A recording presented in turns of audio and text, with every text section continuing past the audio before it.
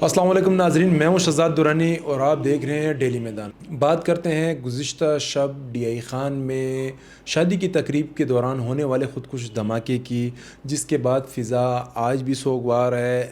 تازہ ترین اطلاعات کے مطابق خودکش حملے میں 7 افراد شہید ہوئے تھے اور 25 سے زائد افراد مختلف اسپتالوں میں زیر علاج ہیں۔ واقعے کے بارے میں ذرائع کا کہنا ہے کہ اس حملے کا اصل ہدف امن کمیٹی کے اہم رکن وحید اللہ محسود عرف جگری محسود تھے، جو اپنے ساتھیوں کے ہمراہ شادی کی تقریب میں شریک ہوئے تھے۔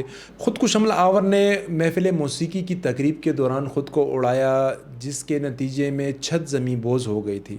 اس خطے میں ہونے والے خودکش حملوں میں یہ پہلا واقعہ ہے کہ جب ٹارگٹ کو کسی شادی کی تقریب میں نشانہ بنایا گیا ہے۔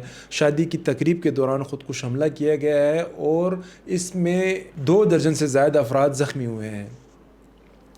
ذرائع کا کہنا ہے کہ امن کمیٹی کے سربراہ وحید اللہ جگری طالبان کمانڈر حکیم اللہ محسود کے انتہائی قریبی ساتھیوں میں شمار ہوتے تھے اور آپریشن ضرب عضب کے بعد اپنے سینکڑوں ساتھیوں کے ہمراہ انہوں نے دہشت گردی سے کنارہ کشی اختیار کر لی تھی۔ واقعے کی ذمہ داری تاحال کسی نے قبول نہیں کی ہے۔ علاقے میں سیکیورٹی ہائی الرٹ کر دی گئی ہے۔ صوبائی حکومت نے واقعے کی تفصیلات طلب کر لی ہیں۔ اس واقعے کی تازہ ترین صورتحال سے ہم آپ کو آگاہ کرتے رہیں گے۔ تب تک کے لیے اپنا خیال رکھیے۔ اللہ حافظ۔